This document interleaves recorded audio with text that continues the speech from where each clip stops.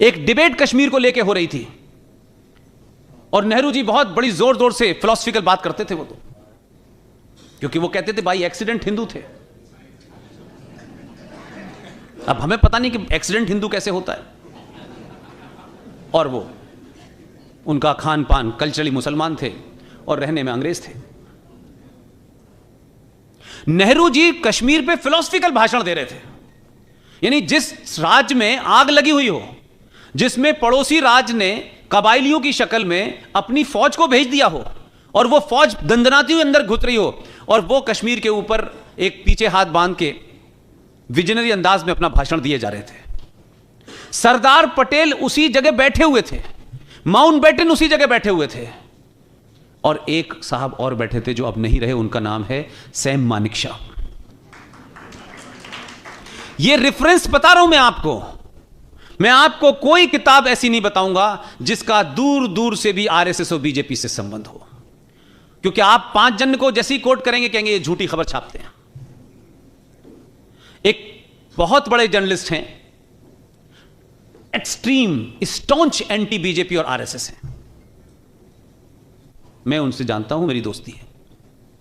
उन्होंने 1996 में किताब लिखी है, the revival version of history, published by Oxford press in 1996। The name of the writer is Prem Shankar Jha.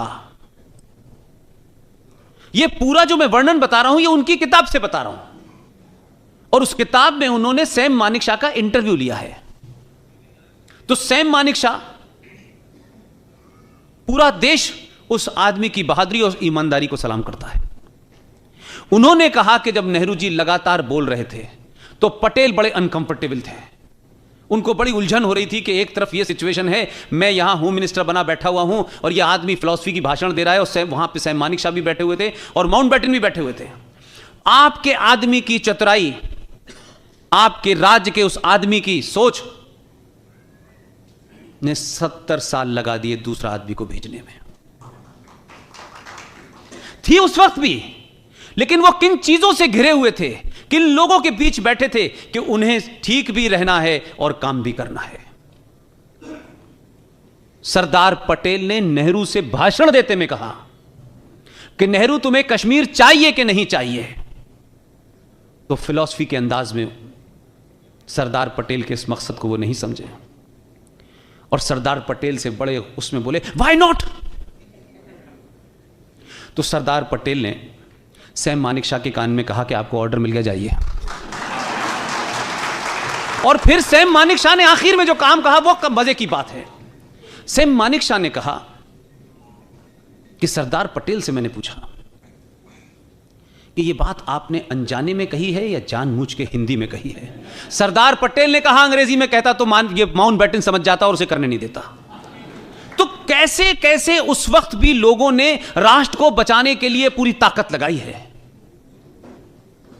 ये घटना इसलिए मैं आपको सुना रहा हूं कि ये उस किताब में सैम मानेकशॉ के इंटरव्यू में है। इसी तरीके की एक किताब और है, उस किताब का नाम है India from Curzon to Nehru and after. यह 1969 में लिखी गई है, और नेहरू जी के सबसे खास जर्नलिस्ट थे, हिंदुस्तान टाइम्स के एग्जीक्यूटिव ऑडिटर थे और प्रेस क्लब ऑफ इंडिया के फाउंडर प्रेसिडेंट थे। इसलिए मुझे पता है क्योंकि मैं वहां 4 साल तक रहा। उन्होंने उस किताब में पेज नंबर 353 पे चैप्टर नंबर 13 है, जो ये बात आप लोग सुनते रहते हैं ना कि सर राजेंद्र प्रसाद के साथ नेहरू जी ने क्या किया। क्योंकि राजेंद्र प्रसाद से जब यह कहा गया कि आपको सोमनाथ नहीं जाना है, तो राजेंद्र प्रसाद ने कहा मैं राष्ट्रपति हूं, संवैधानिक पद पर बैठा हूं, मैं राष्ट्रपति का प्रोटोकॉल लेके नहीं जाऊंगा, लेकिन जाऊंगा। वो गए, वो आपके यहां आए, उन्होंने उसमें हिस्सा लिया। उस नाराजगी से नेहरू जी इतने नाराज हुए कि वो शख्स 4 दिन के लिए बीमार पड़ गया दिल्ली में, और नेहरू जी ने लाल बहादुर शास्त्री को बुलाया और कहा कि मुझे लगता है कि राजेंद्र प्रसाद अब बचेंगे नहीं, इनकी अंत्येष्टि के लिए दिल्ली में आप कोई जगह ढूंढ लीजिए। यह आपके देश में हुआ है, यह आपको पता होना चाहिए। लाल बहादुर शास्त्री बेचारे वैसे ही बहुत कमजोर व्यक्ति थे, ढूंढ ढांढ के आए, उन्होंने कहा विजय घाट पर उनकी अंत्येष्टि हो सकती है। यह तैयारी कर ली गई, लेकिन वो ठीक हो गए, बात खत्म हो गई। लेकिन दूसरा, मैं ये बात इसलिए कह रहा हूं कि जिस राइटर ने लिखा है वो राइटर नेहरू जी के साथ सबसे क्लोजेस्ट आदमी था, क्योंकि प्रेस क्लब की उस पूरी हिस्ट्री में पढ़ते हुए मैंने उस राइटर का नाम है दुर्गा दास, उनको पास से देखा। उन्हीं का बेटा दार्जिलिंग से इंद्रजीत मेंबर ऑफ पार्लियामेंट बना और उनकी बेटी हिंदुस्तान टाइम्स ऑफ इंडिया में है, हमारी दोस्त है, इसलिए उस पूरे परिवार को जानता हूं। हार्डकोर लेफ्टिस्ट थे वो लोग। आखिर में उस शख्स को दमे की बीमारी हो गई। राष्ट्रपति के हटने के बाद के जो प्रोटोकॉल थे कोई वापस नहीं दिए उनको, और जो सदाकत आश्रम नाम का कांग्रेस पार्टी का ऑफिस है बिहार में, उसके सीलन बने कमरे में एक दिन उनकी मौत हो गई। डॉक्टर राधाकृष्णन से कहा कि आप जनाजे में नहीं जाएंगे।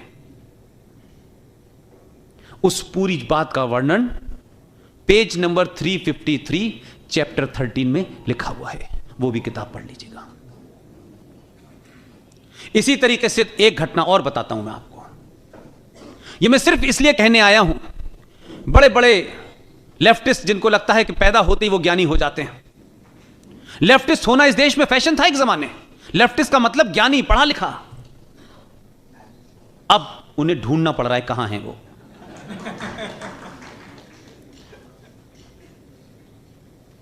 एक घटना है, डॉक्टर जयप्रकाश नारायण की डेथ हुई। जयप्रकाश नारायण किसी पार्टी के नहीं थे।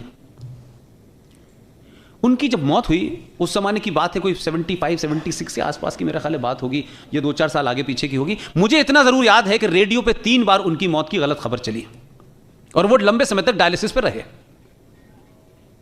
ये महत्व नहीं है मेरे लिए।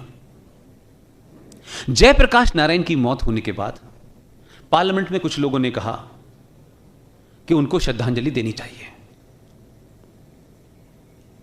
आपके पार्लियामेंट में कुछ लोग खड़े हो गए, वो तो सदस्य नहीं है, उनको कैसे दी जा सकती है। अब ये तर्क तो कर दिया गया, लेकिन मैं बार बार जो मेरी शिकायत है राष्ट्रवादियों से, खासतौर से, अपने लिखे के अलावा दूसरे का भी पढ़ा करो।